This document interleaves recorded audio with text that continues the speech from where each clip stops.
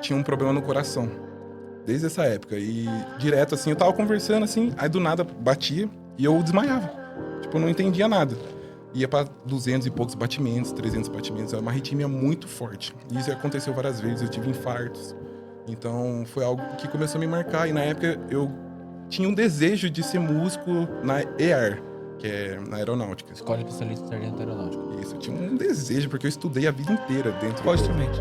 flauta transversal. Hoje, nós tentar assoviar um pouquinho. Hoje não toca nada. Cara dele. E, Ó, as flautinhas aí é os passarinhos da igreja, tá ligado, né? né?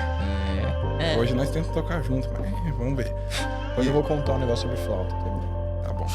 Glória, puxa tua glória. Claro. Aí nessa época eu começava a passar muito mal, eu desmaiava do nada. E eu queria muito ser sargento da aeronáutica. Cheguei até a passar no concurso, mas não pude ir. E eu falei, mãe, eu vou fazer essa cirurgia no coração. Eu queria, porque não pode ter, né, no edital. Eu falei, eu vou fazer essa cirurgia. E comecei a correr atrás, minha avó que me ajudava no convênio, e marquei a cirurgia. Fiz a cirurgia, eu fiz a ablação por catéter, que é tipo, pega não abre nada, mas entra aqui pela virilha. E correu tudo certo. Eu acordei na cirurgia, vi as máquinas apitando, tipo, pi, tipo, sangue jorrando. E, tipo, eu não lembro, minha mãe falou que eu gritei o nome dela, mãe. E tipo, ela falou que ouviu e começou a orar e pedir pra Deus me guardar. E aí eu fui pro quarto, 3 dias eu fui pra casa, tudo certo. E eu nem notei, porque eu tava com dor na virilha, minha mãe chegou e falou assim, filho, ela não tem costume, né, de ver eu trocando de roupa nem nada, mas às vezes eu precisava de ajuda. Ela olhou assim, parou e ficou tipo, com uma cara de desespero. Eu falei, ai meu Deus, o que foi? Aí ela chegou e falou assim, filho, você já olhou sua perna? Eu falei, não. Aí tipo, na hora que eu olhei assim, tava tipo umas 3 vezes o tamanho e roxa, quase preta. Aí eu falei, meu Deus, o que tá acontecendo? E aí a gente foi pro médico, mas antes de eu conseguir chegar no médico, eu tive uma embolia pulmonar. Surgiu um coágulo que passou pelo meu coração, parou no meu pulmão. E eu não conseguia mais falar, não conseguia mais respirar. E vou resumir pra vocês. Eu fiquei de cadeira de rodas, fiquei 1 ano de cadeira de rodas, não conseguia mais andar.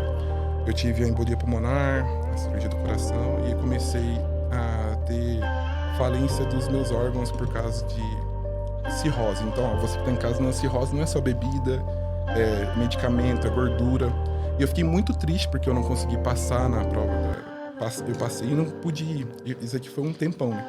E eu comecei a engordar muito, fiquei triste no meu quarto, não queria. Por isso que os vídeos me ajudaram muito, muito, muito.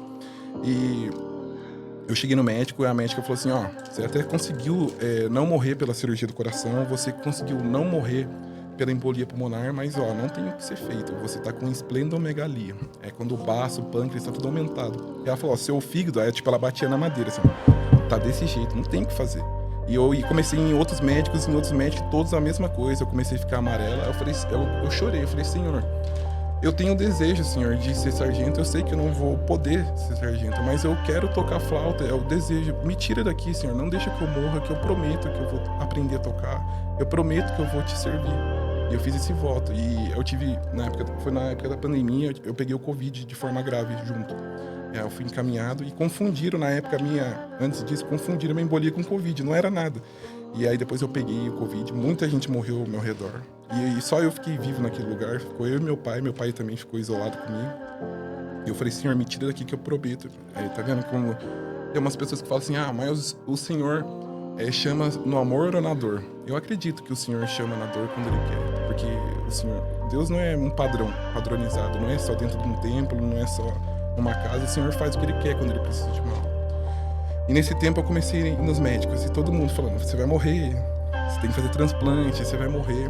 E eu cheguei um dia e falei, mãe, na cama, eu tava tão desanimado que todo mundo falando que eu ia morrer, que eu ia ter que fazer transplante. Eu cheguei nela e falei, mãe, eu sou uma pessoa que tô servindo a Deus de coração desde pequenininho, sempre busco fazer o que é correto. Eu não bebo, eu não fumo. Olha o que Deus está permitindo isso na nossa vida. Minha mãe perdeu o emprego, meu pai também. A gente foi suprido pela obra da piedade na época. E minha irmã começou a ficar doente. Eu falei, mãe, por que? Isso é injusto com a gente. Não é possível que Deus não tá olhando. Aí eu falei, hoje eu vou buscar Deus, mãe. A última vez na minha vida. Se Deus não falar comigo, eu me entrego para essa doença. Eu não quero mais saber de nada. Ela falou assim, tá bom. Eu falei, eu quero que Deus só olhe para mim e fale vida com abundância. É só isso. E eu vou confiar até o último minuto. Mesmo que todo mundo fale que eu vou morrer. E aí eu fui no médico E o médico de novo, você vai morrer, que não sei o quê. Aí eu falei, Senhor, eu cheguei a orar lá. E meu pai tava lá embaixo, ele ajoelhou pra conversar com o Senhor. A gente queria congregar bem longe. Eu falei assim, eu não quero congregar aqui perto, errado da minha parte, porque todo mundo me conhece, sabe o que eu tô passando. Eu quero que alguém fale algo comigo que não me conheça. E pra não ter dúvida e tal, era errado dessa forma de pensar. E meu pai, na hora que ajoelhou, viu a roda inteira no arame do carro. Tipo, tava no arame, se a gente pegasse uma estrada, é capaz de morrer no meio da estrada. Eu falei, eu vou ter que ir pra comum minha. Tipo, meu cooperador já sabe, todo mundo lá já sabe. Aí minha avó chegou e falou, repreendeu eu e minha mãe. Falou, quando Deus quer fazer algo, ele às vezes envia de longe, mas ele responde você. Eu falei, tá bom, vó. Tipo assim, vou congregar então. Chegando lá no culto, sentei perto de umas pessoas que eu não conhecia. Tipo, parecia que ninguém da minha comum era da minha comum. Eu falei, nossa, ninguém que eu tô olhando aqui eu conheço, que estranho. E aí, meu cooperador foi, subiu, eu falei, já sabe, né, que não sei o que. Mas eu permaneci com aquela fezinha no meu coração. Aí chegou o irmão de Tubarão, Santa Catarina, nem lembro o nome dele. E do nada ele começou a contar testemunhos de milagre. E foi contando. Ele falou, tem uma bola de fogo passando pela igreja. E, tipo, ele apontava na minha direção, assim. Aí, do nada, as pessoas começaram a manifestar. Outras foram seladas, tipo, tudo ao meu redor, assim. Ficou só eu, assim, parado. Aí, do nada, um porteiro olhou, tipo, pra mim, assim, falando em linguagem, passava a mão, assim, e apontava pra mim. E aí, na hora da palavra, assim, antes de começar, na verdade, a palavra, ele chegou e falou assim, o senhor acabou de me revelar uma coisa e eu vou contar pra vocês. Existe alguém aqui dentro que sentou na cama com a mãe, com a família e falou, olha, por que a gente tá passando por tudo isso? Eu não fumo, eu não bebo, olha o que Deus tá permitindo na sua vida. E eu comecei a chorar, falei, Senhor, não acredito que você tá, tipo, me respondendo face a face. Ele falou, pra te provar o quanto eu te amo e que nada vai acontecer, é vida, e apontou pra mim, assim. Aí eu comecei a pular meu coração, falei, mas faltava em abundância pra ter certeza. E minha mãe lá, Senhor, fala em abundância. Aí ele ficou parado um maior tempão, assim, é vida em abundância, apontou pra mim. Aí eu falei, Senhor Jesus. E eu fiquei muito, muito, muito feliz. E eu não sabia, eu pedi oração nesse dia na igreja, mas eu não sabia que um senhor também pediu oração. Ele tinha muitos cânceres, muito, e também tava, tipo, morrendo. E nesse dia ele pediu oração e chegou lá, a médica falou assim, depois eu fui no médico, né, mas o irmão só olhou pra minha cara e falou assim, a gente não vai pedir nada, só refaça os seus exames e agradeça a Deus. E orou pelo irmão do câncer. Vou resumir, o irmão do câncer foi liberto, Deus curou tudo ele. E no outro dia passou os dias, eu fui no médico com a minha família. E chegando lá, a gente fica um pouquinho, mesmo confiando, a gente fica um pouquinho com medo. Toda hora fica falando, você vai morrer, tipo, você fica, tipo, agoniado. E chegou lá no médico, meu convênio liberou uma máquina de R$1 milhão, eu acho, de reais, que nunca pôde fazer meus exames. Liberou nesse dia, eu falei, não entendi, mas eu fui lá fazer, que era o que eu precisava, esse tempo inteiro eu não liberava. Chama Fibroscan, que dá um choque no fígado. E tem que voltar as ondas, algo assim. E eu cheguei na hora, eu olhei pro rosto dela e falei, você acredita em milagres, doutor? Ela olhou pra mim e falou assim, não, eu acredito na ciência. Aí eu falei, Senhor. Aí minha mãe no banco falou pra mim, mas eu acredito, tipo, depois ela me contou. E nessa noite eu tive um sonho, foi meu primeiro sonho, a primeira revelação, né, que muitos dizem. Eu sonhei com um fígado num pedestal de luz brilhando, assim, brilhando. E eu tentava pegar, e toda vez que eu pegava, ele ia pra mais longe. Eu falava, Senhor, dá esse fígado, eu troco o meu. Eu, tipo, ficava perguntando pra Deus por que ele levava pra tão longe. Aí foi apagando o sonho, assim, aí veio igual um raio escrito assim, F1, F2, e foi mudando até F4. Eu falei, Senhor, o que é isso? Aí chegou na hora de fazer o exame, a médica falou, então, a gente vai ver se você tem cirrose ou não, e pra isso vai precisar aparecer aqui F e 1, 2, 3 ou 4 pra ver se você tem cirrose. Se tiver 4, você tem, se tiver o resto, você tem cura, você consegue.